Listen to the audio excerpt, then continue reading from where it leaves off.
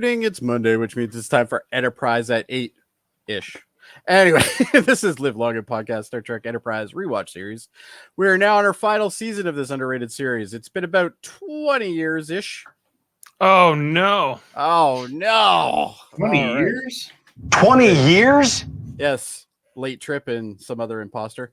20 years since tonight's episodes Affliction and Divergence first aired, but we're just getting started here at Enterprise at 8. Tonight we find out what the deal is with those smooth Klingon foreheads. Oh, no, wait. We can't discuss that with outsiders, can we?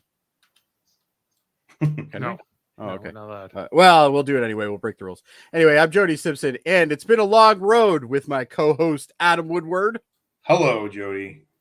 These two episodes, just chock full of plot. Holy cow.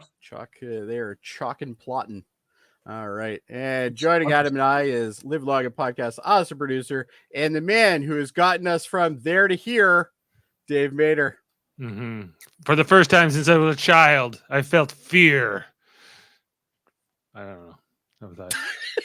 Oh, I was waiting for like more there. I thought that was No, that's good. it. All right. And of course, who could forget the man who feels it's been a long time, Kevin Millard. A long time for what? Well, you see, it's all doing part of- this. Actually, it doesn't feel long at all. Oh, well, that's good. But guys, our time is finally near the end of the series. We only have 5 episodes left. Well, 5 episodes of the podcast. We have about 7 episodes of the actual show left. But we still have we have 2 more 2-parters. And then we have 2 standalone episodes as well. So, including that terrible last episode. But anyway, tonight's episodes are Affliction and Divergence. These are the 90 and 91st episodes of the series. These episodes are about when Enterprise visits Earth for the launch of Columbia. Phlox is kidnapped and forced to help the Klingons deal with a grave threat towards their species. Initial thoughts. Good. I like it. I like the premise. I wasn't looking for an explanation of the Klingon foreheads, but this is about as good as they could do. Like, this is great.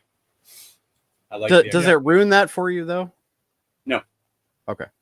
Well, I guess that's important. What do you think, Dave? Yeah, like I think this was one of the ones I had actually, had gone out of my way to see before I actually we started this podcast. So I was pretty familiar with these 2 episodes because I kind of did like the idea that they were going to explain that in canon at the time. Although, even today it's still kind of controversial amongst some Star Trek fans. But yeah, I think it's good. Like going through the story today, like I enjoyed it. I think more than like even the Romulan storyline that we just finished. I agree. Yeah, it was it was pretty good. I think there was something not right with it. I think it's mostly for me the Malcolm Section 31 subplot is sort of unsatisfying because he kind of, I don't know, like it goes from him being court-martialed and having him betrayed the whole crew to like everyone kind of gets over it pretty quick. So it's I don't know. So that's my sort of hang up with it. But other than that, it's pretty good. I think it works pretty well. James Avery was fun in this role. Yeah. I love seeing Shredder as a Klingon. Yeah, he was good. Uncle Phil. Uncle Phil. Yeah, and the Antok, who's the scientist. Yes, he's the same guy who plays like the Klingon ambassador in Star Trek 4, right? Oh yes, that's right. Yeah, he did. The Chancellor of the Klingon Empire is dead. That guy. Is that him? Yeah.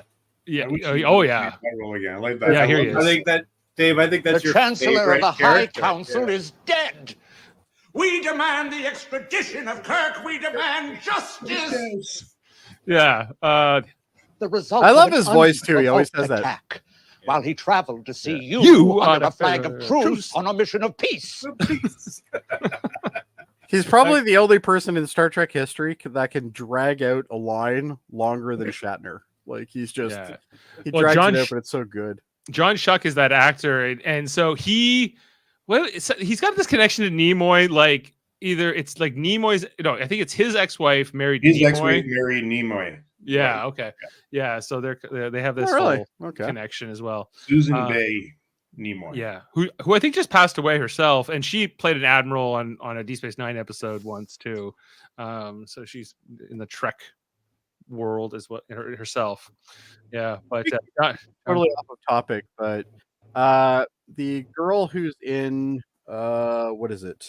Not the one who ends up being like Riker's kind of Shelby. I didn't realize that, but she's actually the daughter of Michael Dennehy.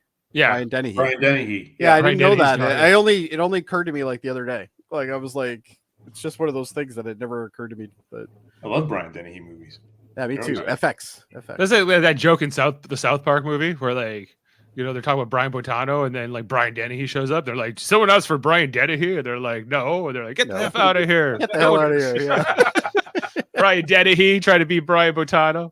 Yeah. Well, what would Brian Botano do? Dude, Let's be honest.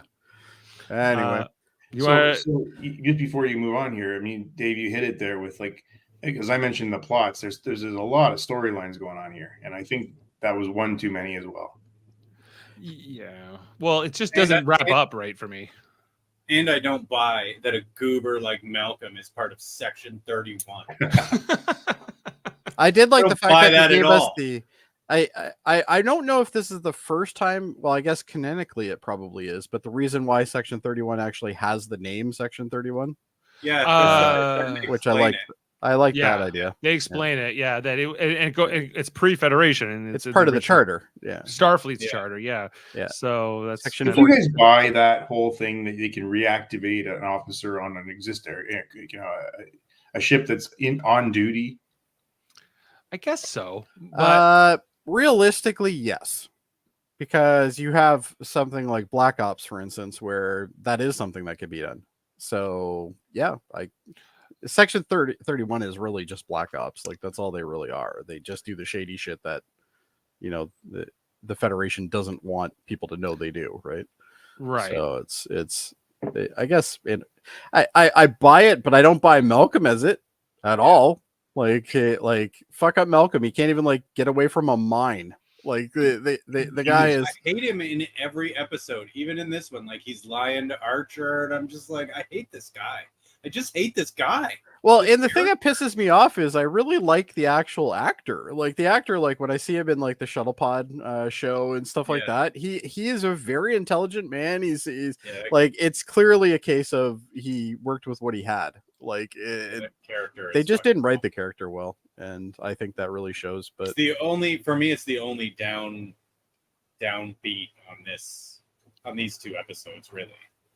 yeah, if they well, and I agree with Adam. I think if we took the Section 31 thing completely out, I think we still had plenty of stuff to deal with in these two episodes. Like I thought we it was didn't need it. okay. My issue with it was that Reed doesn't face really any consequences for what he does, you know, from either Archer or from Section 31. So it's kind of like, you know, he's like, well, I was under orders, Captain.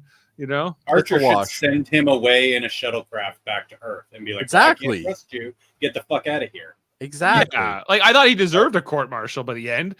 You know, at least, you know, even if he had like come to his senses and then sacrificed himself, even in that scene where him and Trip he has to save Trip on the cable and whatever, and they have to warp. I have a problem with that, and I'm gonna discuss that when we get to it, I guess. But... I think they were trying to do like one of those episodes, like with Riker's old captain or Brian's old captain and the loyalty, and they were trying to do that, but they just didn't do it well again. It didn't come off as he wanted to be loyal to him at all. Like you don't feel it at all. There's no reason to, because what's the guy, the Section 31 guy? His name is like Harrison or something. Harrison, yeah. He's just like, he doesn't seem like Reed likes him at all. And Harris, pardon me, Harris. That's it, yeah. And he doesn't seem like he's like saying he has orders, but then like if he refused Harris's orders, what would have happened to him? It doesn't seem like anything. Well, so presumably the same thing that happened to him at the end of the episode. Nothing. Right. Yeah. So the whole thing kind of is sour. I don't feel like he has any kind of he has a lot of conversations with Archer, but not with any of the rest of them. You know, I just think it's there's a lot of left unsatisfying with that plot line. I think it could have been good, and it's not. It doesn't work. I think because I think if they made it good though, they would have had to do a 3-parter. Like it was so packed to begin with. Like there wasn't a lot to move there. And all the scenes with like Phlox with the Klingons, I thought were great. Yeah. Like I think Phlox, going off of the Klingons, and obviously Avery Brooks being in there is fantastic. It's just the minute you hear his voice, you're like, well, we know who that is, right? Yeah. So, Shredder. The battle scenes were great too. The way the Klingon ships looked were great. Like everything was good. Sure. Yeah. There's a lot here. Let's go through the episodes, and like there's a lot of positive stuff here. Sure. Yeah. So yeah. So okay, starting off in the Klingon, the story starts off in the Klingon ship. Or no, I guess this is the research facility on the Kuvat colony. We see a Targ grabbing a piece of meat. Even though it was crappy animation, I like the fact that they added that. Yeah, it was fine. I will say, I because I like the fonts. Star Trek nails this every time. With the subtitle? Time. Yeah, the subtitles in Star Trek are perfect. They always use very clean sans Colors. serif and stuff like and that. they're big and they're clear. They're perfect every time. Good job on the fonts. Minor thing. I never thought I would hear that out of Kevin, but all right. So we see that even the colors they pick make sense. I mean, like sometimes you yellow on a dark thing, perfect. Yeah. Right. So we get our introduction to the James Avery as a Klingon in this scene where they're doing an experimentation on it's seemingly a prisoner, injecting him with things, and his death sentence being commuted. I think being mentioned. We see them hooking him up to this green IV. And there's a bit of ominous thing here. Trying to make a Klingon glow stick. Klingon glow stick. We just see James Avery, who is still pretty recognizable as Yeah, when you look at him, you're like, before he even speaks, you're like, yeah, he looks familiar. And then it's like once he speaks, it's like, okay, we know who this is for sure. Right. And we see that this Klingon, as he's going through this, his ridges start dissolving seemingly, and that's the teaser for the story. Not a bad teaser. Not a bad teaser. We've seen worse, I think. Especially the show. Yeah. So this was a pretty good one, I thought. So then we come into after the credits. We see Enterprise is back at Earth for Columbia's launch to help celebrate it. See both ships, and as we saw in the last episode, Trip is getting ready to transfer over to that ship, looking out on it as we get our title card for this episode, Affliction. T'Pol shows up to mostly say, "Why are you leaving? Why are you transferring off the ship? That ship's identical to ours." Well, for a trained engineer, I can see the difference. A good engineer can see the differences. Well, and what's interesting is later on in the episode when you see the internal shots of Columbia, their main bridge is different. It is a lot different. Yeah, when you really look into it, but the chairs are different too, like the captain's chairs. Chairs are different, but it's got these like kind of like pulsating pipe things behind her, and those are stuff just like distracting. Those would be very distracting, man. Yeah, but I think they meant something. But what, they're at warp or something? I also like the console island thing that they had there as well, which kind of reminded me like a periscope kind of thing in a sub, which I thought was kind of cool.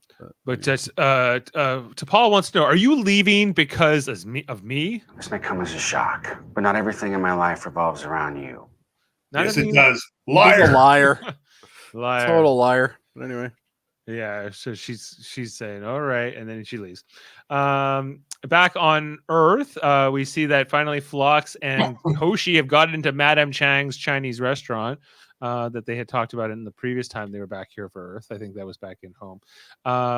And they're walking along, talking about it. Not as secret as it used to be, and they're encountered by some thugs in the street here, very dark and shadowy figures who want the Denoblian to come with them. And so it turns violent pretty quickly. Phlox ends up getting abducted, and Hoshi gets knocked out. And as she's knocked out, she kind of hears some chatter as the assailants take Phlox away, but we're not quite sure what it is. We'll come back to that. So then we get like the Starfleet personnel showing up and starting this investigation. We even meet this other Starfleet woman. Yeah, she security was woman. annoying. Yeah, she's not in it very much, but Yeah, she's you thankfully. see the side of her head there, and she's kind of like leading the investigation. Mentions that the anti-alien activists, the ones that Phlox had encountered earlier, could potentially be a suspect here, but Malcolm doesn't buy it. Back Nice on, to know the Proud Boys are still around. yeah, exactly. On Columbia, we see here with Trip talking to his new engineering staff over there, including Seth MacFarlane. Peter Griffin. Yeah. What's his character's name? Like Ensign Rivers or something like that? Something like that, yeah. Yeah. So I guess that he's like the second in command of the engineering team after Trip. And he's like, we got to get things up and going here. We got to get things past spec. We got to get this ship into space. We'll find out later that many people want to quit. To work under Trip. He's a hard boss, and he doesn't take excuses. So Well, these guys have been sitting in space dock for like 6 months, and they still haven't launched this damn thing yet. And he's basically said, we're launching by the end of the week. Like, Yeah. you're going to run triple shifts, and too bad. I'd be embarrassed if I was Ensign Rivers, because clearly they're late. Yeah, he's spending 3/4 of his time doing nothing.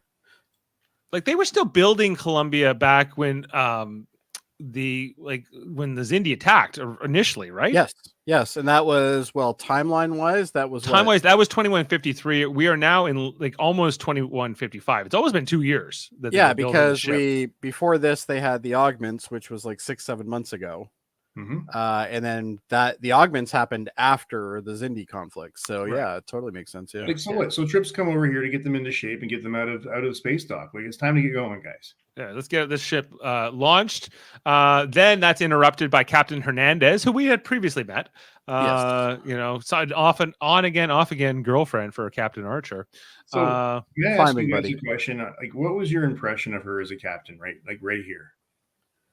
Well, I get what she was saying, because there is order. There is supposed to be order. You when you are transferred to another ship, you have to present yourself. That's the whole point, right? So I get why she was kind of pissy about that, but he made sense too, because it sounds like he kind of has been put here to fix what they are not doing correctly, because literally they have had 2 years, and they probably still don't have the stuff installed that comes next Tuesday. So I think she was really good here, because she was also like, she's like, fine, you do your thing, but remember, people need to eat and sleep, and yeah. like she's advocating for the crew as well. She understands he's a hard ass, but she also understands that this is a necessary thing, right? Like this. Yeah. This has to However, happen. I'm sure she's getting pressure to get the ship out of space dock too. I mean, like, it's She can't do it by herself, obviously. If it's such a great engine design that Archer's dad came up with, I don't understand why it takes so long. Why isn't it just plug and play? Yeah, exactly. Yeah, why can't they just drop this puppy, hook a couple cables up to it, and call it a day? Like this. why is Trip the only one who knows how it works? I'm guessing Trip is the only one that has like now, Oh, sorry. Later on, you'll see the new guy on Enterprise. He doesn't know shit. He doesn't know anything either. He doesn't even know where the comm panel is. Archer has to call him twice. Yeah. And he keeps heading to Paul to like, can you go to engineering, get things going down there? In a world where they have portable communication devices, which they don't have the badges yet, but they do have the flip ones. Why does your engineer not have that on him 24/7? Like, that should be because the engine room is a big engine room. Like, I get that you can't always be near a comm panel. He might have his, he might be like knee deep in a panel somewhere, right? Like, I get that. So why is that guy not even walking around with a communicator? Like, well, they fit in the arm pouch. Archer's there's even an arm pouch for it. Yep. Exactly. Yeah. So That's how, and that's what she brings up. She's like, "So hey, you might want to stop by the quartermaster and get a Columbia patch. It's a different patch that goes on your you're arm, serving on a different ship now. Makes perfect based sense. on where And he goes, "Oh, okay.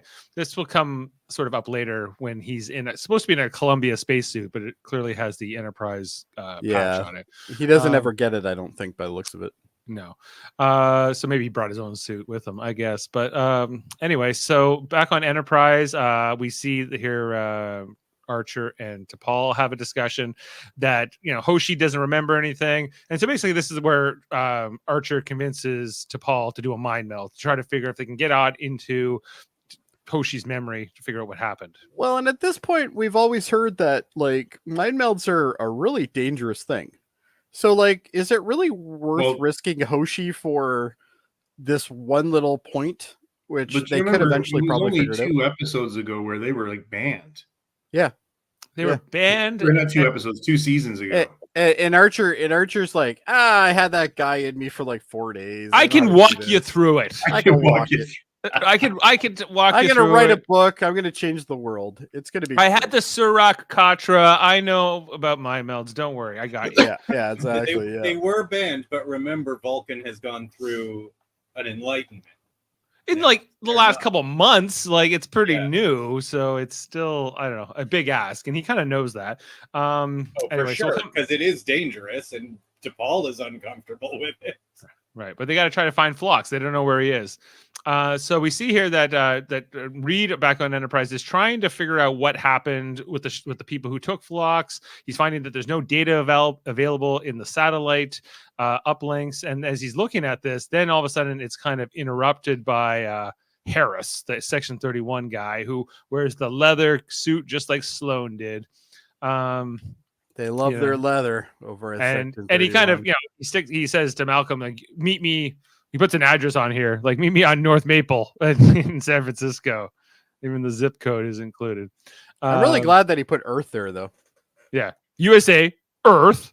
Yeah. So meet me here. So we see that Reed's unsettled by this. We go back to the mind meld where T'Pol is trying to. Which for a dangerous procedure went pretty sweet.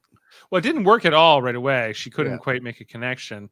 We even see that Linda Park's face is quite red. Well, she got smacked. Yeah, smacked down on the ground. Oh, okay. I thought it was but it looks like it's from the fingers. It does look like it's from the fingers because that's where she's putting it. But no, that was where she got hit earlier when they were attacked. Yeah. Hey, so just if you don't mind me throwing some fun facts as long as we go here. Sure. But Harris, who was played by Eric Pierpoint, he actually read for the role of Riker on Next Gen, as well as lead roles on Deep Space Nine and Voyager. Yeah, and he's he ended always up on Enterprise in one episode. He always plays like a soldier or like a general or like some kind of like guy like this who's in charge. So, I bet you he read for Chakotay. Okay. He's even got the same frame. Like he's. Yeah. So in the whole mind meld sequence here, starting at Madame Chang's Mandarin Cafe, we we see T'Pol walking with them. Sort of. I thought this was really well done. How they did this meld. Yeah. She experienced it along with them. It's kind of like that Tuvok Janeway episode where she's in his mind. Yeah. Yeah. And remembering his memories. Yeah, and I like how even when Hoshi got hit, and then like it also like T'Pol felt it. It was they were reliving that memory. And they're like, okay. Sam says the Regis O'Connor also was the guy who played him was the guy who also applied for Riker as well. Well, and Jeffrey Combs also read for it, but Frakes won, and the rest is history. So wouldn't have the Riker maneuver without him. Yeah. Yeah, so she's like, oh, I did hear that. I did hear what that guy said, and it's Rigelian. So they figure out that these were Rigelians, and then they realize that a Rigelian freighter left around the time that Phlox disappeared, but it didn't. Its flight plan didn't match where it was headed. So Archer goes to talk to Admiral Gardner, and then we get the meeting here between Malcolm and the Section 31. Hold on here. You have a flight plan that you put in, but it doesn't match anything that makes sense. Don't you think somebody else would have noticed this before the guys on Enterprise? Like, shouldn't somebody be flagging this? Isn't there like some sort of like dock master on Earth who kind of like knows? Well, all we these we things? also found out here that Section 31 is kind of helping the Klingons do this. So, Yes, they are. Yeah. So Yeah, they are covering the track. So I think that so maybe they stepped the in, ability yeah. of the Regelians to do this is kind of because I think they kind of wrote this into the story that Section 31 kind of helped make this happen. Oh, maybe they use that. But yeah. what their motivations are don't make a lot of sense to me, other than we want a stable Klingon empire. Why? What do you care if the empire is stable or not? So like, there's some questions there for me. Who is Jeffrey? Who is Jeffrey Combs? Oh, Sam. Come on, Sam. Shran. He'll make a whole fleet of murder drones. What was his name on DS9? Wayoon. Wayoon. Here, Or Brunt, or that other guy. Yeah. There's 3 characters on Deep Space. Wayoon was really his main character, though. Interesting, yet somewhat petty. Yeah, and then I miss Wayoon. I will produce a whole fleet of murder drones. Not to mention he was Shran on this show. Yeah, he was Shran on this show. Yeah, yeah, he's the Mandorian. So we're a little disappointed with you, Sam. That's all we can say. Anyway, so we see here Harris gives Reed the assignment. It's okay, Sam. It's fine. Yeah, we don't even find out exactly what Harris wants Reed to do right away. We're just kind of told that he's been recruited. I love that shot. You see the guy in the shadows and the big hair, and it's also covert. Oh, I love too that he's dressed like Sloane. It's just the black outfit again. It's just they didn't change it for hundreds of years. That's just the Section 31 uniform. So we go over to the Klingon Kuvat colony, where we see here that Phlox is brought in, and we meet Dr. Ontok as well, and we get to know the general a little bit too, played by James Avery. Not Avery Brooks. That's right. I said Avery Brooks earlier. It's not Avery Brooks. It's James Avery. James Avery. Yeah. Two different people. And John Schuck plays the doctor, who I think is really strong in his performance. I agree. And he says that he had met Phlox before. He had been disguised as some other kind of an alien at this conference. Well, because Klingons weren't invited. Yeah. Klingons weren't invited, so I thought that was a fun little thing they threw in. And then I do like that James Avery is clearly the soldier and the authoritarian of this group. Yeah. Whereas I think this is the first time they mention the caste system too, and the different castes in. It's true. It's not the first time, because if you remember, there was that that time that Archer got sent to Rura Penthe, and he had that lawyer that was played by J.G. Hertzler. Oh yes, and they talked about the warrior caste and all that stuff. Oh, okay. But I think this is the first episode where you actually see a medical division, almost where they have we don't see a lot of doctors in Klingon. No, he's one of the few Klingon doctors. It's just one thing that they never really flesh out in any of the other shows, because we only focus on the Klingon warriors. Oh, we totally need an ER version of Klingons. That would be amazing. We get that one that's the restaurateur, but that's about it. It's him and then a bunch of warriors. Well, it's because their society has this reverence on warriors, right? And and so and we find out his dad or his family is warrior caste, but he joined the medical profession, dishonored his whole family, and they disowned him. And all that. Well, and they touch into this even in some of the dialogue too, because he's I'm a scientist essentially, and even the head honcho guy played by James Avery there, even he's he talks down to him all the time, stuff like that. And this is the guy that's going to be saving millions of lives, and the guy can't even have respect when he talks to him. I don't think they have a great relationship, those two. Yeah. But I kind of like when we see the backs, another story of the Klingons or anybody really, they can't be the race they are just with warriors. No. They have to have supporting players. Yeah. They have to have engineers, but those guys don't get the glory. No one sings songs. Well, if they had nothing but warriors, they wouldn't even have ships. There's no way. Exactly, and that's my point. Is that it's nice to see nice to see them fleshed out a bit. story. Yeah, another story. Yeah. Right. No, it was good. The Klingons are not all one note either. So back on Enterprise, what's happening here? Is it? Oh yeah, we see that Commander Colby. We need to go faster, Commander Colby. Goofy Colby. I think he's only in this one scene, right? This chief Yeah, and engineer. that's all he needed to be in. Yeah, like he's not great. And Archer's like, I need more power, and he's like, like, no, it's we're already 105%. it's already pretty high, Archer. You just calm your tits, basically. But I love Archer going, well, Trip could do it. Yeah, like- Trip can do it. Well, I'm not him, so you're gonna have to figure it out. Hey, one question on Seth MacFarlane. Can we just go back for a second? Is he playing the same character he played in the episode where Trip yelled at him? Yeah. Yes. Okay. He was transferred over to the other ship. He So transferred to get away from Trip, and then He ends up going back. He couldn't. There's some irony there, but Yeah. And then I'm sure he's one of the ones that wanted to leave again, right? Like, Yeah. Probably, He's like, can I yeah. transfer back to Enterprise? I'll go back there go with back to Colby. Enterprise now that Trip's here. Seems like a better boss. Yeah. Back on Columbia, we get the dinner here between Captain Hernandez and Trip, and they're having, it looks like pecan pie or apple pie or something. Which It's a big piece. It's a big piece. And the Columbia is the NX-02, right? correct. Yeah. And apparently Captain Hernandez stole the chef when she left the Republic, which I guess is another Starfleet ship. And You can have one thing. You can have one thing, and she took the chef. Apparently, that's a very common thing in Starfleet. Is they like to take their chefs. Yeah. So. So she's kind of like, why are you here, Trip? Why did you leave that ship? Why did you come to my ship? I think there's a lot of that between these two. Yeah. In their scenes. Then we also see here back on Enterprise, T'Pol trying to meditate, and in the process, then they end up in this dreamscape here. Trip and T'Pol do. So this makes more sense in the next episode, because in the next, not the next episode of these two, but later on in the series, they explain why this is happening.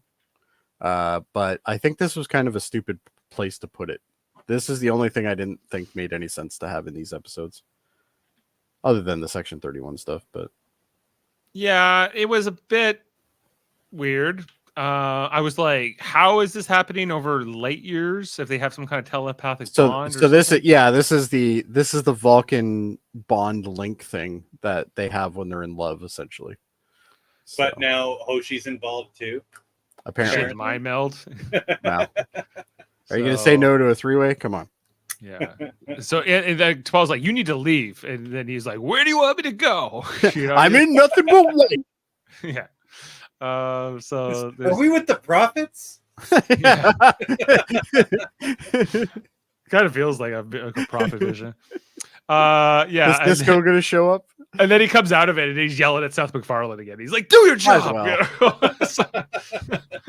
And this is what you don't see is there's a deleted scene here, which we never got to see, which is Seth MacFarlane going to the captain going, can I have a transfer? I didn't think this guy was going to follow me here. Oh, that's the other thing in that dinner scene is that she says all these people want transfers. Yeah. He goes, who? And she's like, I'm not giving the names. I like how he didn't even I denied it, so I'm not going to tell you. He didn't even wait a second to say that either. He's like, who? Tell me. Yeah. And she's like, no names. Yeah, we'll just leave it there. I'll make them clean out the conduits. Yeah. So there's that whole thing, and then Enterprise catches up with the Rigelian freighter, but it's in shambles. It's been blown up. And Archer says, "Hey, can you check for the weapon signature? Maybe we can figure out who did this." And Reed's like, "Oh yeah, I'm on it." Oh, I can't get any kind of a confirmation here, guys, on what kind of weapons analysis this is. It tells you everything about it, but it doesn't tell you that it's Klingon. No, but I guess that's like those particular keep us based in on the dark. your hadron count, your particular remnant ion traces, whatever, that will add up to a certain fingerprint. He goes, nope, I don't know what happened. I'll have to get back to you on this one. So this is the beginning of Malcolm's deceptions and his betrayal.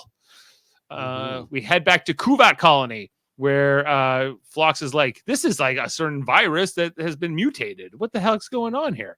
He's like, oh, yes, I was trying to save things. And look, I have this whole medical database. And he's like, where'd you get that? You stole it.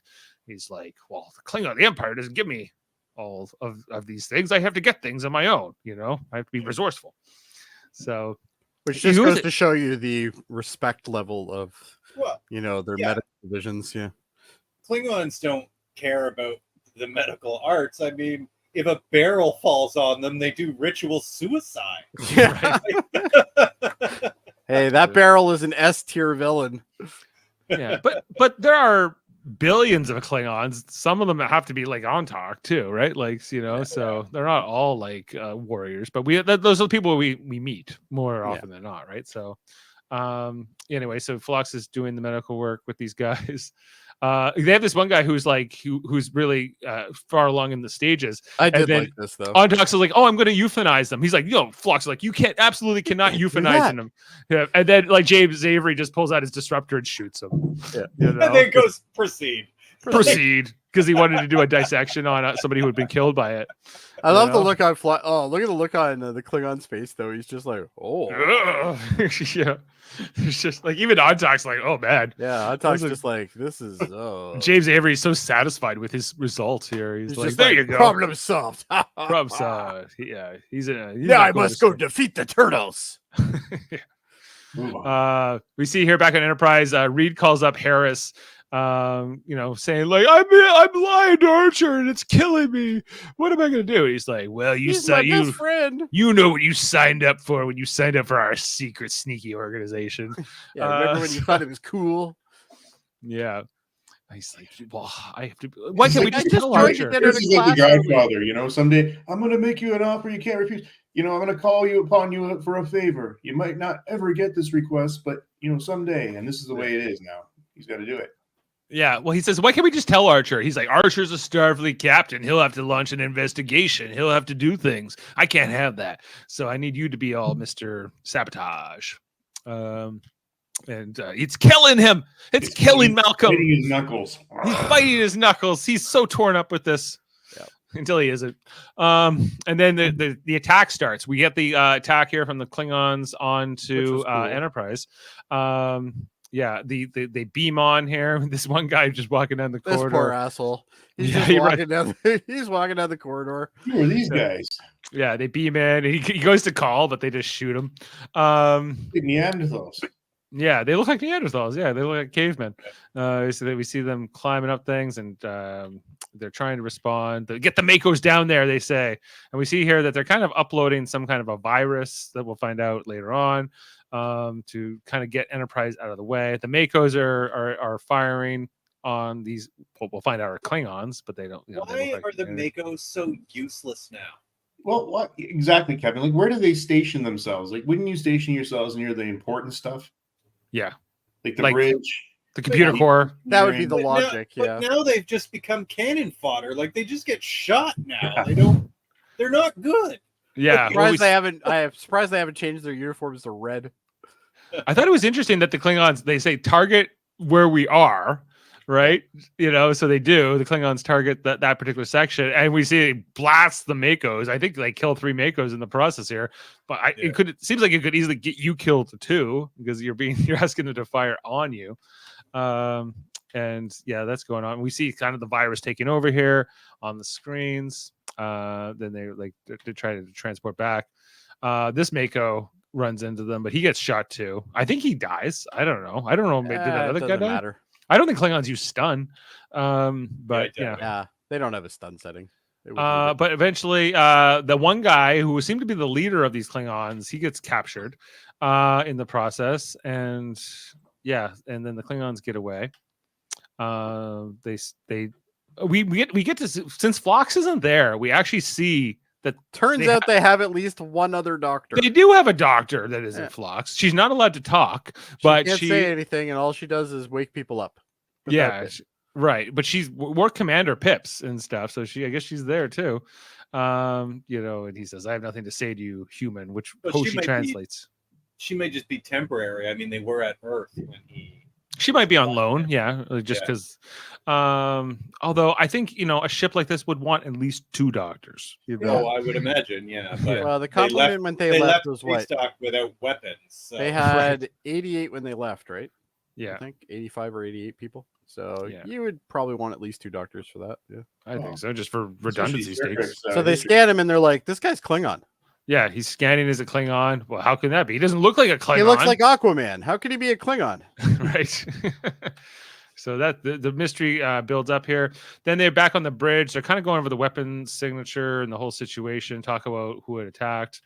I think that is this where Malcolm lies again, or Yes. he said, he kind of covers up things up and get one of his many looks.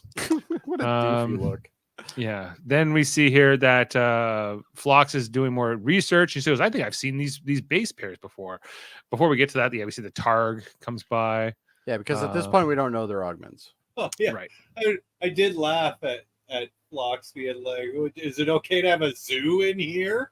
He's like, you have all kinds of animals. He's like, I don't let them run around. Yeah. I'm not some sort of filthy bastard. I keep them in Unless- cages. Unless, of course, it's a bat that's flying around. So, but this pet Targ of Ontox, he says he's had since he was a kid. So Targs live longer than They live a Klingons. long time. I Yeah. guess. Yeah. Yeah. So Dave, this episode features the first named Targ in Star Trek. Yeah. Oh, really? Oh yeah, Sharp. because he had a name. Yeah. Well, back in that Next Generation episode where like it appears, I think it's in like the Q or something, or maybe it's the Traveler one in the first season of Next Gen, where we see a Targ for the first time and Worf Oh, that's describes right. it Yeah. as a Klingon kitty cat. To Yeah, it's Tashi like, Yar. we have them as pets. We have them as pets, but we also eat their hearts as delicacy. So it's all over the place. And Phlox is like, I have seen these base pairs before. This is the augment. This is human augment DNA. And they start, he starts grilling the Ontok and What the hell's going on here, guys? what the hell is going on here? We will need some answers. Then we flip back over to Enterprise. We see her Hoshi and T'Pol are scanning a piece of the debris from the Rigelians. This is where they have the conversation where she's like, "Hey, I was having a dream last night, and then Trip showed up, and he was in this white void, and it was kind of romantic. That was weird. Does that come after Mind Melts or something? That like was really good. yeah.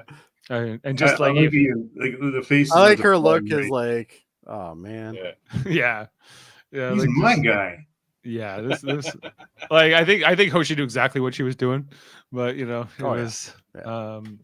so good. But yeah, so they bring this evidence over to Archer and they kind of say like, "Hey Archer, we think Reed completely fabricated some evidence here We think using this that device, motherfucker's which he lying." stashed in a locker. He didn't even really cover his tracks very well, right? So this then leads to Archer confronting Malcolm about it, and saying like, the weapon. Are you I sure? love that look right there, Dave. Yeah, because he says, "Are you sure the weapon signature was Orion?" And he goes, "Yes, absolutely." When he knows it's Klingon, and he's just like, "Wrong answer, Malcolm." Like you could just see her. He goes, "Oh, I just didn't want to go down this path," but Yeah. here we are.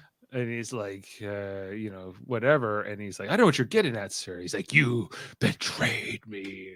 It's like it just like the demeanor changes here. He gets the Mako to put him in the brig. We Reed's kind of reaction.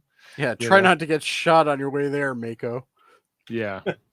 So sends him out there. There's a time jump here, and we go to the brig where Archer goes to talk to Reed again. Just about he's like, "I can't believe you. You betrayed everything that uniform stands for," he says to him. So I wonder if the brig is like like an IKEA type closet thing or something where they can convert it, because it's usually much bigger. So, Yeah. but these are like small little cells. So I wonder if they have like the ability to like They put have more up and dividers. stuff. They can make more cells. Yeah. Maybe. Or bigger cells if they need them. Yeah, so possibly. So anyway, so Malcolm's like, "I can't talk about it. I'm under orders." And so he sends the Mako away, but then Reed still won't talk about it. What you didn't see is the Mako got shot on his way out. Yeah. Right. Even Archer says, like, you talked about your dad being in the Royal Navy. How would he feel when you go to your court martial? He's like, "I wouldn't know, sir." I can't tell you. He knows how to get to Malcolm, right? Yeah. Yeah, he's just playing him at this point. Everybody's gonna hate you, Malcolm. Yeah. Everyone. Even more than they already do for trying to serve pineapple cake at your Yeah. birthday party. They're You gonna mad? love you in prison, little boy, pretty boy. Yeah. You're gonna be the mine for everyone. Yeah. And then The Romulan minefield. And then we're back here with Phlox. Is this where they're talking about the augment virus and what needs to be done? Yes. Yeah. And he's like, well, you need to help make more augments so we don't get killed by the Klingons who are coming to wipe out Fox this is plague. like, we just dealt with these guys. They suck. Yeah, and so he said he orders Phlox to do it, but Phlox refuses on ethical grounds, and then they kind of take Phlox away and presumably beat him. And Well, there's a line where they're like, "Why don't you go get Sung to do it?" And he's like, "Oh, he's under really heavy guard." Yeah, we couldn't get to him. Yeah, we tried. Yeah, we He's tried. under really He's heavy under guard. heavy guard. Yeah, back on. He said Columbia. Wait, it would have been better if they said, "Oh no," he says he's working on cybernetics now. Right. So we go to Columbia next, and Columbia has their official launch here with Trip down in engineering. We get to see the bridge here that have more of these like just panels and consoles sort of in the bridge. Well, area. it's obviously the same bridge. They just put different things in to make it look different. But yeah, I like some of the additions. I think they're all right. Yeah. So, And if you noticed in the background in that scene, people were actually using that little area, which was supposed to be like the ready room kind of thing. like situation room, yeah. Yeah, it's hard to see it in this area, but that back panel there was people working there. Oh. In one of the scenes, I thought that was I just impressive. don't People like working? I don't like the glowy tubes. Yeah. The well, we're glowing gonna tubes see- were distracting. Yeah, you can see it better there in that shot. Yeah, but like even just that railing that's sort of That's coming. annoying. too, I like yeah. the railing though. Like, It reminds it's me of like a submarine. I like it's it. just kind of in the way there. But I'm not sure why the screen would be pointing towards us though. Like, who's going to be using that when all the Yeah. consoles are pointing one way? while you're looking at the captain. I don't know. Yeah, Or the yeah. so that Well, was a that's bit so when you're talking, the enemy can see all your plans. exactly. Perfect. Yeah. Yeah. That must have been designed by the Makos. So Columbia gets out, after a long road, getting from there to here. So good thing Trip was there to help them get their warp field going. Back on Enterprise, Malcolm is thrown. We have a see viewer question. Kevin, what are you eating? Australian licorice. It's delicious. Australian licorice. There you There go. you go. The Klingon guy gets thrown in with Malcolm in the brig, and so they become like kind of sellies, talking about the various things. But we also see Malcolm says to him like, "You and your people don't have to die." And we find out Malcolm knows more about what's going on than he's let on specifically. We kind of Yeah, he knows about the augments and everything. So he knows about the virus. He knows about the Yeah. plague, whatever. Archer the doesn't first even- time in the history of this show where Malcolm actually knows more than somebody else in the show. and he doesn't tell anybody because he's not allowed to. And then so we see that that Enterprise is going at warp. They go down, and then Archer's like, "Yeah, we can't seem to stop our engines. Our engines are not responding. We are, what did you do to our ship? You're going to do with all of us." And Malcolm's like, "You need your tactical officer right now. Don't leave me in here." Oh my god, so desperate, eh? So Yeah. thirsty for attention. Yeah. I know. I'm like, how is he ever? Imagine gonna if get with Malcolm had a you? TikTok account. Oh boy. Yeah. He's just Yeah. sad in the. Just Maybe suck it we're up. doing Like, the you're dance making, he's together. making decisions here. Like he shouldn't be. He came to talk to the Klingon, not to Malcolm, Yeah, and so yeah. it's just whatever. And then we see here with Love me. yeah, Mm. Commander Colby sees like the Klingon thing, and he's like, "Hey, T'Pol, did you see that?" And she's like, "What? No." Be more specific.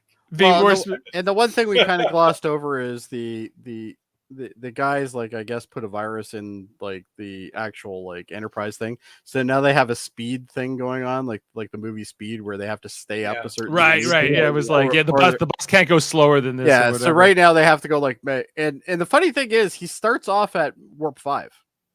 Yeah. I'm like, shouldn't you like maybe start at warp 4 and then work Oh, your way yeah. up? and That way Knox you is got a like, little bit more go to time. warp but- 5.2, and Yeah. Travis is like, "We can't do that. We can't hold that for very long." He's like, Well, "Just you do it." clearly can do it. He's got a fucking slider for it.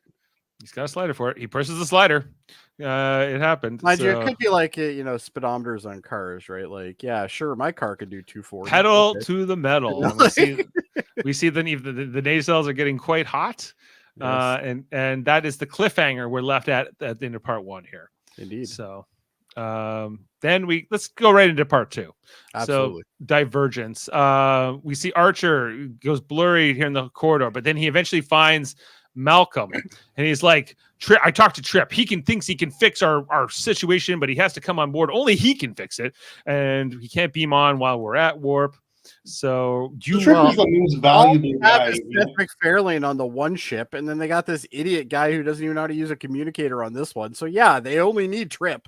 Yeah, apparently Trip is he's the most valuable crew member you Yes. could ever have, right? Absolutely. Like He's way the better. second most important man in Starfleet history. Yeah, after O'Brien.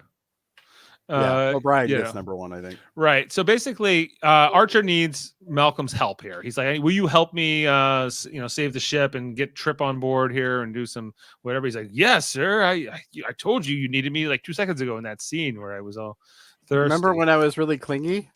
Yeah.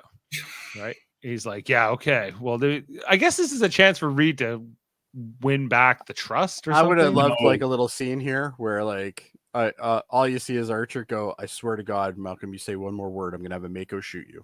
Yeah. Like that would have been great. I don't think he's winning back Archer at this point. No.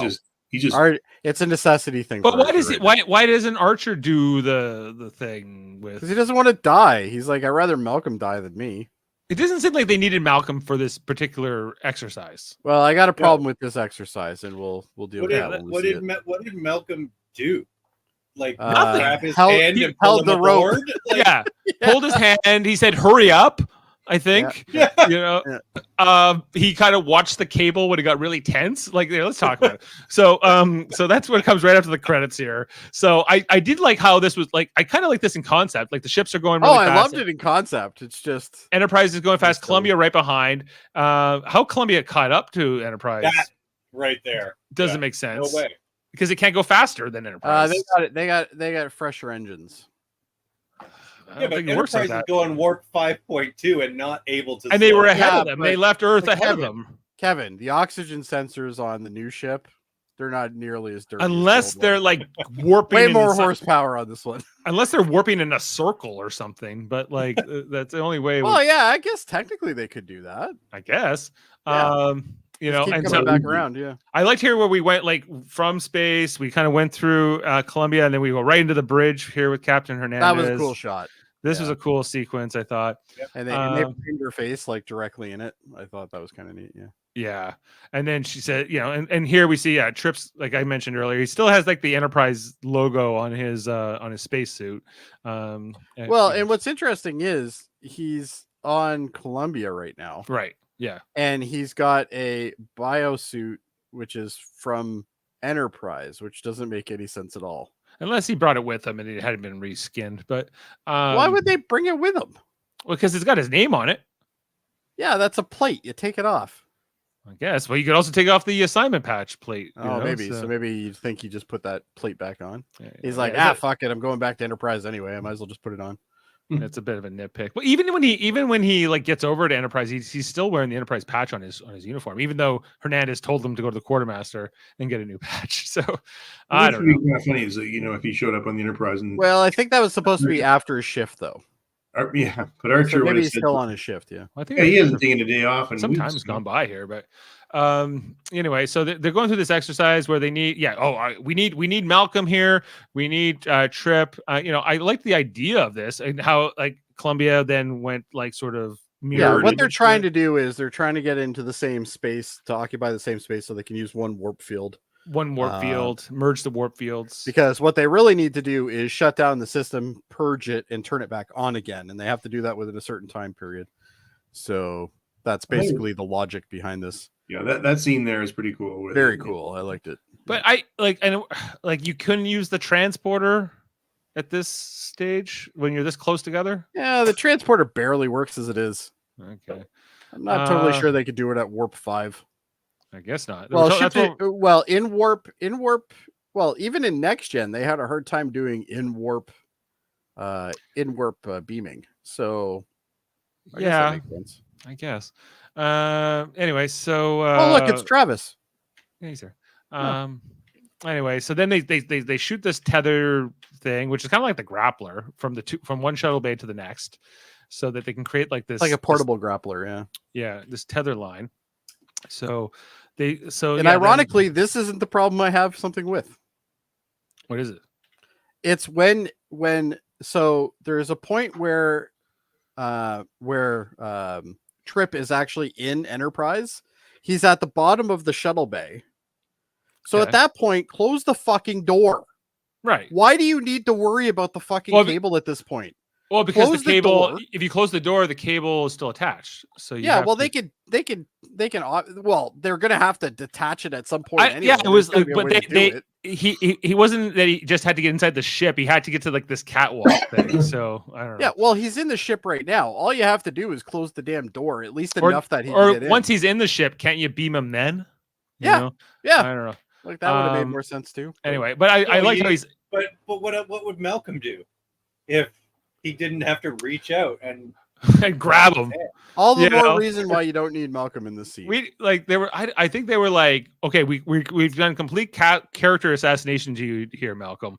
We'll give you know. one harrowing trait. Yeah, so this will be your redemption. It doesn't. It's not enough. and then It's not a back redemption. to the brig with you. Yeah, and then get But- your ass back in the brig.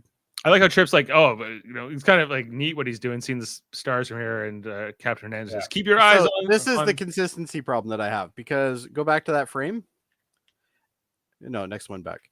Okay, so at this point you can see the stars on his visor, which means he's still outside, which Yeah. doesn't make any goddamn sense because we already saw him in the damn shuttle bay. Well, like he he- was in the Columbia shuttle bay, and he's moving up the tether line, right? To go. No, to Enterprise. because we see Malcolm up higher with him, so he's already in the other. He's already in the other. well, at this ship. stage he's in the middle. Like, so here, I don't think just he on- is. But anyway. At this stage, the cable's there, and he's right there. Like, in the Oh, middle. okay. You're right. Yep. Okay. Yeah, he hasn't made it to the other ship, but I was just like, this would be a hell of a ride. You know, you're warping Oh, yeah. along, attached by like a little buckle to Well, the idea of the warp bubble philosophy, though, is that there's nothing in the warp bubble that's actually Yeah. happening. Like there's no air or anything that's moving or anything. So technically, this would be an easy thing to do. I guess Realistically, it is. the ship's moving would be a bigger problem. I think like like if- psychologically, this would just be a rough thing to go through. Oh, absolutely. Yeah. Yeah, so some cool shots here. I like how the two ships working together. I think that was neat. Mhm. And we see, Malcolm's just here to kind of grab him. I think is his only role here. Yeah. We have T'Pol who's kind of monitoring the situation down. Why do they need 6 levels of plasma? Oh, I'm not a warp engineer. Neither am I. So, yeah. So here's where Trip's almost in the shuttle bay for Enterprise, and So- this. Once he's in the shuttle bay, they should have been able to just close the door, or at least close the door enough that he could like jump off the. Oh yeah, tether just and jump onto like the platform. jump onto the over there. platform or something. Yeah. Yeah. But he doesn't. So there's more of like this tension. You gotta hurry. You gotta get to the top, up to that top of that catwalk. The warp fields start breaking down here, and Reed's there to basically catch him when we see that this tether thing will eventually give way, and kind of come crashing down, and all this debris comes out of the bay and then kind of falls behind them into warp, right out of the warp fields, right? So, then that's been cured. But then they have to get Trip to restart the engine on Enterprise, and then he goes, "Hey, what's up with the guards?" He's like, "Yeah, they're here to take me to the brig." It's a long story, So there's kind of that. Would have been better if Trip was like, makes sense, and then just walks away. That would have been funny. So, He like- asks Archer later too, and Trip never gets an explanation. He never No. gets an explanation. No, He's, nobody "What's tells Trip going what's going on. It's a long story. Trip back in engineering. He's working with DePaul. The other engineer guy, Colby, he's nowhere to be seen. Well, no, he's still trying to figure out where the damn communicator is.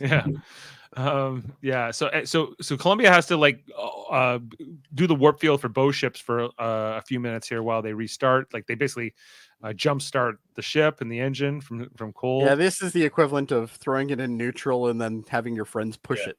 Like, Right. literally that. Yeah, kind of. Yeah. Get it And into so- gear and get it going. Yeah. It blows up, but eventually it works, and we see that their engines do come back online after a short time here, after just enough drama. Well, yeah, here it comes. Yeah, Trip does his thing, and then the lights come back on, and then the nacelles heat up again, and then so they get that going on. Now, of course, I thought Trip would go back to his ship. No, like every No. time Archer's He's like, I'll apparently- hang out here for a while.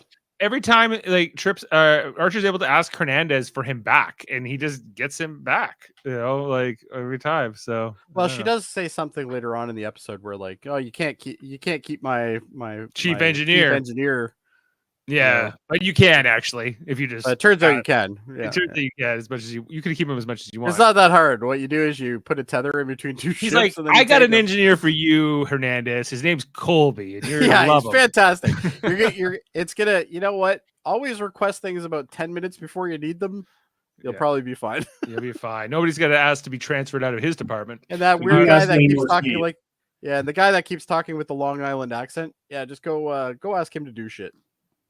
Who's it? Who? Seth MacFarlane? He's Yeah. got a Boston accent. Well, New England, I guess. New England, So Yeah, guys, so you get into the practice of transferring crewmen between starship with a tethered line is based on the wet Navy practice of using a bosun's chair to transfer high-ranking officers from one ship to another through a line tied to the ship's mast. Okay, so they were paying homage to that. I guess they were. The next scene here was with Phlox, where Antok finds him here. He's been beaten and tortured, presumably by the James Avery Klingon. Phlox is still refusing to help make Klingon augments, but Antok brings him a plan. He's like, I think we can actually use the augment DNA to stop this plague, and then actually stop the mutations to turn them into full augments. And Phlox is like, yeah, you're right, we can do that. But James Avery will never allow it. He's like, why don't we just not tell him? You know? And he goes, that's not very honorable. He's like, well, the honor isn't saving millions of people. That is like the true call. And I was like, okay. So that like, was a nice little speech from him. yeah. Yeah. Right. You know, so Well, again, it shows the differences between the casts, of yeah. Yeah. With him being the healer. the healer. I mean, the doctor is a true, he wants to heal people. He just wants to help people and save lives. That's what he cares about. And right? if we know anything about the Klingons, they just, anytime someone has a disease, they just exterminate them. Yeah, just dead. You just kill them. All right. So then we catch up with Enterprise and Columbia, which are now both on warp. They're now looking for Phlox together. I like how the Makos take a Reed up from here. He's like, I guess you're not going to tell me where you're taking me now. And this until yesterday, Reed was their boss, right? So I think they're fully enjoying carting him around and whatever. They don't do any moments with these guys where they look like they like him at all. No, they're like, we knew it. We knew he sucked, Anyway, He's always taking them into the gym and beating them up and berating them and whatever. He's complaining about them, and whatever. And I didn't need you on this ship anyway. Yeah, I don't think they need Reed. What, to hit fire? But anyway, they didn't even have weapons at first. No, they left without him because of Malcolm. Because of Malcolm. Yeah. Archer confronts Malcolm back at his quarters, and he's like, "I was watching your personal logs," and he shows him the picture of Harris, and Reed's a little incensed by the invasion of his privacy, but Archer has no F's to give. Yeah, Archer's it's not. He goes, "Those are my private logs." He goes, "Not when it endangers my ship." Yeah. Right. Yeah. Right. And this is where Archer's like, you answer to me. You don't answer to this guy. What the heck's the matter with you? That was good. Archer showing some strength. Yeah. Yeah. Archer's just tearing into Reed. And then catching up here with Antok and Phlox. Is this where he talks about being when he was cast out by his father, and we get more of his backstory with the warrior caste stuff. That's here. And he talks about how when he first developed this augment virus, it was meant to save or to create stronger Klingons, not to kill people per se. Well, and he's got that guilt too, right? He's got the guilt that he basically caused this entire plague on his own people. Yeah, he's unleashed this virus, and so there's guilt of it. And Phlox tries to cheer him up and say well, now you're trying to make amends and you're trying to fix it, so that's what's important, right? So then after that scene was the back here at Kuvat. We see this bird of prey that had been attacking Enterprise show up. We get to meet. They did a great job with the bird of prey on the show. I love Yeah. this. I love this bird of prey design. I don't think we've seen this on the show before. It's just it's a little bit cleaner than we're used to on some of the other series, so it's quite nice. I think it's interesting how they have like the nacelles on the top here too. Like Mhm. this is, And the wings aren't as, you know, the angle is reduced a little bit. yeah, it's an interesting design. And You so believe that this could actually fly in an atmosphere, Yes. like, which is something that a lot of them you can't really say would happen. Like the Enterprise? Yeah. So James Avery catches up with the other Klingon augments who were not captured, you know, and we find out that the one that was captured was his son, and that they're, you know, and they claim that Enterprise is going to be destroyed by the virus, that they succeeded, which is also untrue. Then James Avery runs in here with Phlox and Ontak while they're trying to do their thing. He's like, "You got an hour before." Whatever, I have to go talk to the general. So we see this general guy who's like, I'm coming to destroy your entire colony. He's like, well, we're trying to work on a cure. He's like, work faster. If you don't have a cure, if you don't have that fixed by the time or get the augments working by the time I get there, I'm gonna have to kill everybody. So that the looming threat is well positioned here from the Klingons. Enterprise and Columbia work more to try to track down where Phlox is, and then this is where Trip shows up and says, "Hey, what the hell's going on with Malcolm right now?" There's a scene right after here in the corridor between Trip and T'Pol where he's kind of, I guess he doesn't ever. She kind of asks him about like that white dreamscape thing they had, but indirectly. You know, have you had any kind of weird dreams lately? And he's like, you know, I'm sleeping fine. Everything in my life revolves around you. And he kind of blows her off. He's like, well, I did have this kind of kinky dream with Hoshi, and yeah, she was there for some reason. Then James Avery comes back and talks to Phlox and Ontak, and we're working on the cure, but we're going to need at least an hour. He's like, you don't have it. Keep going here. Anyway, and then with turns Reed, out they still have Hungry Man. Still have a Hungry Man dinner. Yeah, Reed's having his Salisbury steak and potato, I guess. I like how they brought a spoon in a Ziploc bag. That was nice of them. Yeah, but you know what? You know he's in the brig. No gravy. No gravy. Yeah, and that guy the Klingon throws it like, I can't eat this. It's already dead. No wonder you're weak. No wonder you're also weak. Yeah. Then they start debating philosophy. He's like, Sun Tzu, that the greatest victories are fought with any kind of conflict. He's like, Kayla said that no victory can be won without combat. They have that kind of conversation. This woman, the Klingon woman who's been affected by the augment virus, talks about how she felt She fear. looks familiar too. I'm wondering if they used her in a different episode for something else. No. Yeah. No. She was in I can't remember her name here. Give me a second, but she played in Quantum Leap with a lot of Bakula memories there. Yeah, she's a Quantum Leap alumni. Yeah. So a lot of those in the show. She talked about like how this virus has made her feel different, like feel more human, and not liking that. You know, it's like the feel like because Klingons normally don't feel that fear. When they're, hence why they're so fierce as warriors. And back here with Archer and Porthos. Yeah. It's like, you miss Phlox and his cheese, don't you? Then he gets a call from Harris. So the conversation between Harris and Archer, where he's, I don't know. It was kind of blah for me. It was kind of quick. Yeah, it was pretty blah. I thought this could have been more significant, but it's not. I really don't even understand what Section 31 was trying to accomplish. I'm still confused by it. Well, they're trying to keep order with the Klingon Empire, so that way the Klingon Empire doesn't. So I can talk to that. So it's hinted that saving the Klingons could increase the chances of Starfleet forming an alliance with them one day. Harris also mentions that Starfleet prefers to deal with a stable Klingon Empire, suggesting that the collapse of the current leadership may cause the Empire to fall apart into uncontrolled and dangerous factions, which we've seen through other series, right? Yeah. It is also possible the military presence of the Klingons keeps other potentially hostile species in the area in check. I buy that. while the Klingons engage in enemies quite openly, such as the Romulans or Cardassians, much more secretively, and Section 31 might perceive them as being a potential bigger threat.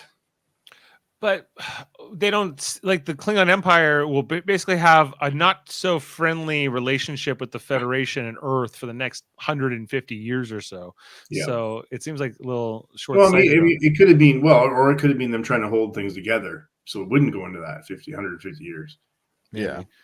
Yeah. Well, because I know where it goes, but yeah, like why Section 31 is doing this, I guess that makes sense, but Archer doesn't accept it. And then, okay, this is where Phlox has the 4 vials. He's like, I've created 4 vials with this thing. One is the cure. The other 3 of you will die. So we're going to have to do some tests. Let's play here. vial roulette. Yeah. And then James Avery's like, we have 4 Klingons here, 4 test subjects. And you even see like Ontak go like, what? I don't want to be a test subject. I just wonder how he knows for sure that one is going to work. Yeah, he doesn't. Yeah. Like, if you know one is going to work, then you can identify which one that is. Right. And just use that one. Yeah, you think so. But no. I need hours. I need hours to make this work. I need hours. You don't have hours.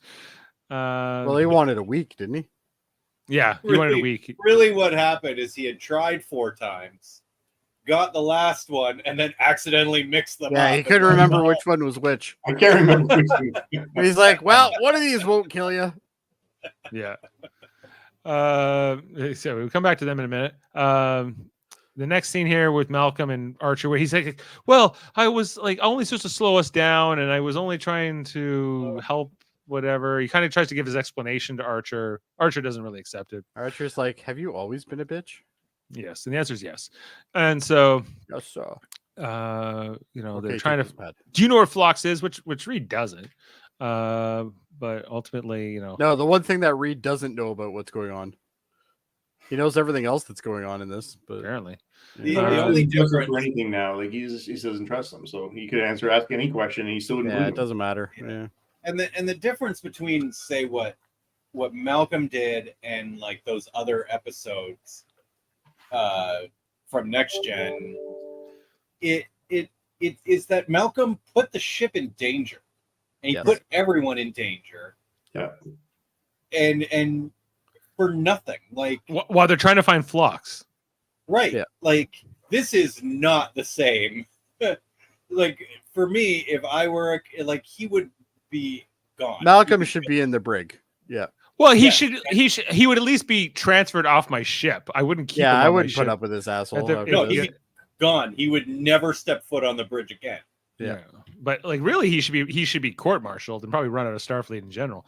It's probably the truth of it. But Section 131 might block that. I don't know, but yeah, so anyway. What's the next sequence? He also at the end of it basically says, I don't want anything to do with you anymore. Section 31, leave me alone. Don't call me again. Right. Oh, right. He couldn't have done that at the beginning. He couldn't have done that in the beginning? Yeah. And he tells Harris that he only takes orders from one commander, but barely a month later in Demons, the captain himself distrustful of the answers he's getting from Earth political figures, goes to Reed to ask him to use his underground contacts. Oh man. Yeah, that's part of the. So we see it when Reed first comes back on the bridge, one. and he gets the looks here from from T'Pol and Mayweather. They're just like, for shame. Ring that bell. Shame. Where's the bell? Yeah. But I feel like that could have been, there could have been more of that, or they can be, I feel like should have had the Scarlet logo put on them. Yeah, maybe. I feel like that was sort of left. Like, I think everything with Reed and sort of his complicity is kind of understated. Then we get the final back with Phlox, James Avery, where James Avery's the last one to get the injection, which we'll find out is the actual cure. Which is also interesting because the scene after this, when Phlox figures out who actually has the cure, he goes, well, the two guards have already come down with it, and then they're probably going to die.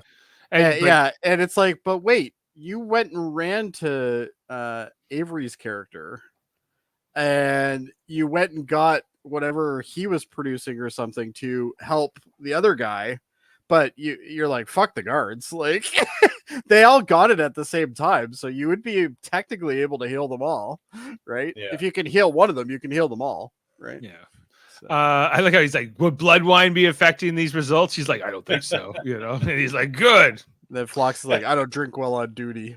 Yeah, these Klingon guards were happy to say. They're all about it. They're like, They're like, this is a great thing. Inject me with a virus, and I can die. We will with die honor. by the virus. I will die of sickness. This is very honorable. I was like, is it? For the Empire.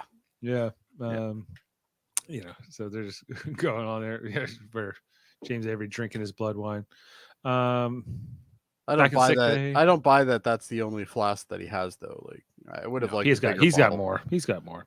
Yeah. Back here, his son. He's like, he wants the coordinates to so he can try Aquaman. to save the Kuvok colony. I think is what he makes an appeal here to James Avery's son, to try to, I don't know, tell him. I like some what they did information. with their foreheads, though, because they aren't completely smooth. There is like some weird shit No, going yeah. on there, but Yeah. I think that the Klingons that have transformed, they're not quite original series, but they're like an homage. Yeah. They do really well. It's in the spirit of. I think it was a great way to explain it. I don't know if it necessarily needed to be explained, but I think it's a great way to do it. Kind of wraps it all up nicely, right? It's a neat callback, yeah, for sure. Yeah, this is the scene where we realize that some of them are dying, and then Ontak's like, "Yeah, the other two guards are starting to show." He scans Ontak, and he's like, "Yeah, James Avery has the cure, so maybe we can save you if we move fast." But fuck the guards. The guards, no, they were happy to The die. guards are down 2 decks. We're not going that. They far don't even with have it. names. Like, don't even worry about it. So, then I think I saw them wearing a red shirt. Like, Yeah, it's fine. there's a scene here where the Section 31 calls up this general guy who's coming to kill everybody, and he's eating his gawk. And I did whatever. like this guy though. Yeah, and he's like, "Hey, I thought we had a deal. We have an arrangement." He's like, "Yeah, He's well, like, well, we're done. you believed me, You like, stupid human. you stupid human." He's like, "Call off your ships." He's like, "I don't have that authority." He's like, "Then you suck. What good are you?" And then gives Archer then pops in here. He guns blazing. No Mako's with him. I thought was interesting. Just shows up here with the sun. They keep dying. Yeah. He's gone through his quota for the day. He's only allowed to kill 5 of them a day. Right.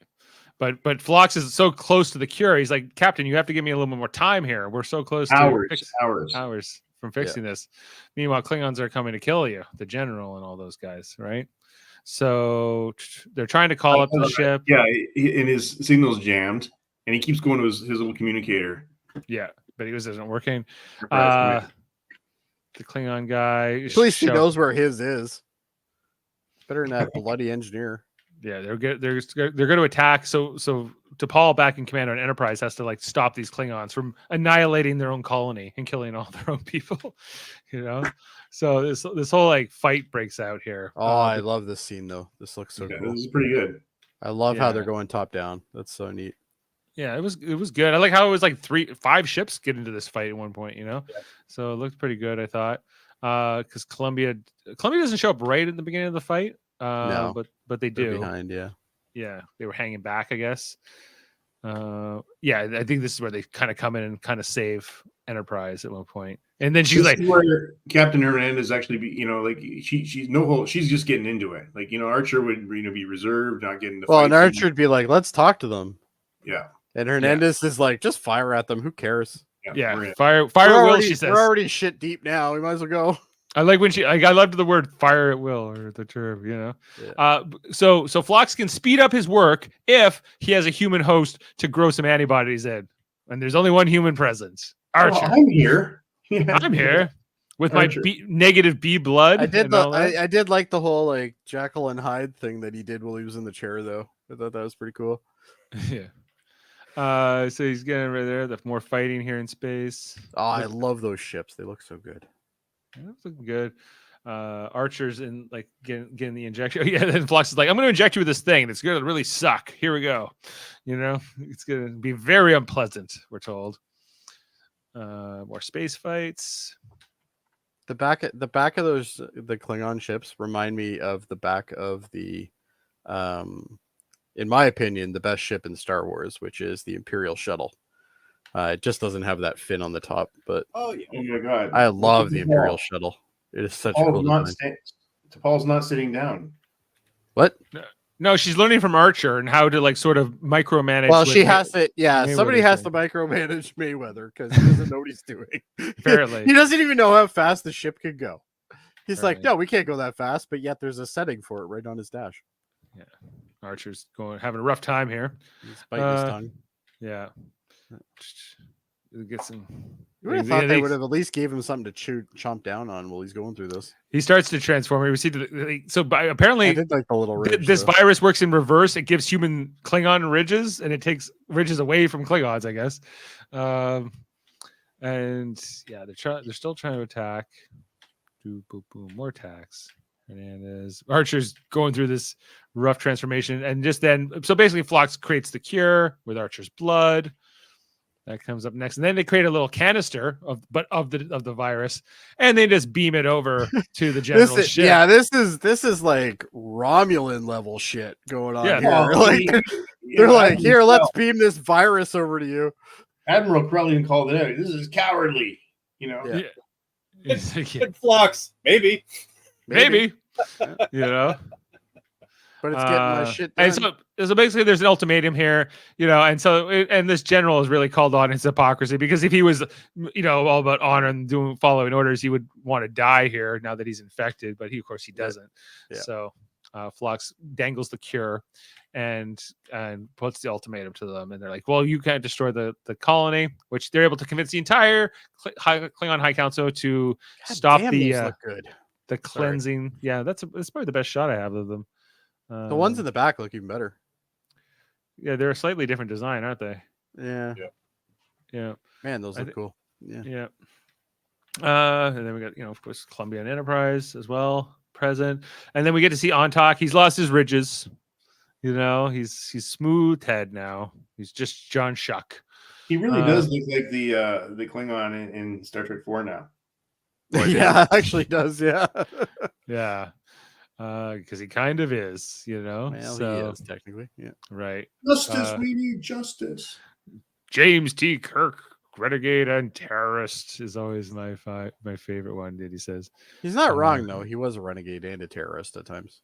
He was. Klingon ambassador. Here he is. James T. Kirk, renegade and terrorist. Terrorist. We deny nothing. We demand the extradition of Kirk. We demand justice. He definitely drags it better than Shatner for Oh, sure. it's awesome. Awesome. You know, and he's you know, maybe he's related to that guy, you know, on Talk. So he's like, this could be Autok could be his like great grandfather. And he's like, I won't be able to be a metagenic scientist anymore. I'm gonna have to pick a new medical field. How about cranial reconstruction? Phlox is like, that seems like it's gonna be a booming market, you know. So good for you. And cue the laugh track. Cue the laugh track. Bum, bum, bum. Yeah.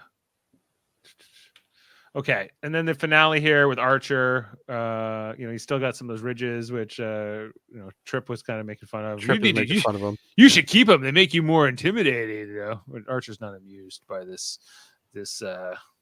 Patak saying these things to him. So you know. Well, then he also mentions that he has like a hankering for some gah. Some gah. Fresh gah. Yeah. And then you should keep those ridges on your forehead there, Archer. So in this very season, he's gone from having the Katra of Surak in him. Now he's got like basically the heart of Kalis. So yeah. he's got a bit, you know, and then he also did the Andorian like whole like Ushan thing. He's had more aliens in them than an Orion prostitute. Yeah, he's really getting more around this season, I'd say. Anyway, and he's like, oh, I've already talked to Hernandez. Trip is staying for a few days to help repairs because, of course, who we can't count on Shelby or whatever his name is. Well, they can't find him. They keep paging him, and they're like, where is he? Yeah, these two ships are just gonna have to stay together and share an engineer. Share Trip all the time. Yeah. And then the final scene here with Malcolm and Harris when And he his calls. computer when he- calls. you know, he's reading a book, and he's like, "Well, guess it all worked out." It's probably like how to make friends and influence people. Yeah, he's like, "Well, you're never really out, you know that, Malcolm." He's like, "Don't you ever call me again. I'm working for Archer now. You can't mess with me." He's like, "Oh yeah, we'll see about that." We'll see about that, asshole. Yeah. And then they hang out. And then he goes back to his book. And that's the end of the story. Got there, guys. Took me an hour and a half. So, do we have any more fun facts, Adam, before we go to ratings? No, there's nothing more to talk about. All right, good, because we're already at an hour and a half. all right, let's get All to right, it. ratings. All right, ratings. I'll predict Kevin's 10. Is that right, Kevin? Nope. Oh, damn. Okay. Well, Kevin, go first if you'd like. Might as well. Half right. 10 for the first one. Yeah. I just gotta give like a 7.5 for the second one. Okay. So you say Joe- the second half is weaker, eh? Oh yeah, I didn't like the grappling between the ship. Like that stuff is always so boring to me. And the Malcolm stuff just makes me crazy. Like it just makes me crazy. I don't like it. Yeah, I'm gonna do 9.5 on the first one. Okay. And I'm gonna do an 8 on the second one. There was a lot of good stuff in there too. Okay. 8. Adam. I was very satisfied with how this explained the Klingon heritage, and so I'm going to go 9.5 and 8.5. 8.5. Yeah, like to me, like they're almost the same. I do like the sequence with them trying to do like the ships and everything, although you know it's some of the pace when you watch these episodes back to back, the pacing's a little off there with that in the transition between the episodes. But yeah, we also have to remember like these weren't designed to be played right away. Like you're supposed to have a week wait in between, so there's supposed to be some simmer to it, I guess. But. So I feel like they're both about a 9 for me. That's where I'm gonna go. Not sure if Davin's watching. There he is. He can throw a rating in. It's got Klingons in it. It's at least a 9 from Davin. Probably. Yeah. Both these episodes have a 7.9 on IMDb. And so I'm we're surprised averaging. the first episode is at 7.9 for IMDb. But Yeah, they're green value the same. So we're averaging a 9.5 on Affliction and an 8.3 on Divergence. Overall, between the story, it's not bad. Okay, and those are those episodes, and we're almost at the end of 2154, guys. It's almost a new year. In Yeah, Star Trek. so this took place in December 2054. So next week's episode is one of the last single episodes that we have. All the other ones will be two-parters. Next one is called Bound. While T'Pol and Tucker discover that they have developed a psychic bond. Remember, I was telling you about that earlier. Captain Archer receives 3 Orion slave girls as a gift for negotiating with the devious Orion Syndicate with rather disastrous results. This is one of those goofy episodes. Like it's so here's the IMDb description. The men of Enterprise fall under the seductive control of 3 Orion women. Yeah. Trip is the only male member of the crew that does not succumb to the women. Oh, good. More Malcolm being creepy. Amazing. That's what we need. Hey, do you like pineapple? Well, that means Archer's going to be creepy. You like pineapple in minefields and betraying your captain? I think I've seen it. Yeah. Like okay, so Bound is the next one, and then how many more after after that? We have the Mirror Darkly. Mirror, and then the Demons Terra Prime story. Okay. The Terra Prime story after that, and then we have the terrible ending of the series. So we're almost there, guys. We're in the home stretch.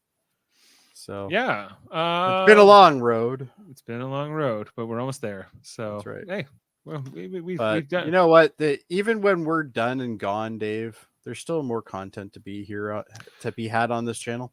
Yes, well, right now we're talking about the newer episodes, and more specifically, Star Trek Lower Decks season 4, which has been streaming since September 7th. We'll be on this Thursday to talk about that. We got the newest episode called Parth Ferengi's Heart Place. It looks like it's gonna have Rom and Lita, you know, all of them. So we're looking forward to that. That's a terrible clip. I love it. I'm excited to talk about that one with the crew over there. I might even join you on that one. Well, I like Rom. We got limit of 4, so okay. keep Well, that. maybe I won't be joining you then. Yeah, I see how it is. Keep it a limit so that we don't That's have fine. too many voices. So, and then I think that's it right now. So we've got debate Star Trek, nines. yeah. For Star Got Trek, debate yeah. nines coming up. We got trivia's coming up. Watch out for those, and different collaborations. But it ain't all Star Trek, Dave. It's not all Star Trek. We talk about things that are not Star Trek in the United Federation of Podcasts. Things like Survivor. We do that over on our Super Maynard Brothers podcast every Wednesday. Now talking about that newest season, as well as Big Brother Canada. Right now it's Big Brother USA. So if you like those shows, check out that channel. If you like X-Men, the animated series, check out X-Rated, where Dav and Andre talk about that show. The Graphic Histories podcast with Andre Mayette, where he interviews interesting people like me. I was just on that show. Quite the plug. Yeah. So you want to hear about that? There's Hold Up. That's about the movies. It was supposed to be this Wednesday. Apparently it's been delayed a week. So we're going till next Wednesday. I'm told. Trivial Debates was just on last night. Davin was hosting a horror themed episode with Jessica Chan and Jaemeel Robinson and this other British guy. He seems interesting. Yes, he check does. out that. He does horror stories. He does horror tellings. On his channels. Yeah. Oh, very good. Eamon on Track, music podcast with Eamon Mater, just recently turned 21. Speaking of horror, now that we're in October, check out the Hellbound podcast, horror movie podcast with Michael Chan and Alex Blackburn. And those are all of my plugs, Jody. All right. Well, unless anybody has anything else to say, I think it's time to sign us off, Dave. Yeah, well, I think you must have a clip for that. I do. And we'll see you next time. Millions of my people will have to live with this disfigurement. It'll be passed on to our children. Life won't be easy for us. I doubt my superiors will allow me to remain in my position. I'll need to find a new specialty. Perhaps cranial reconstruction. I have a feeling that's about to become very popular. See you next time, everybody.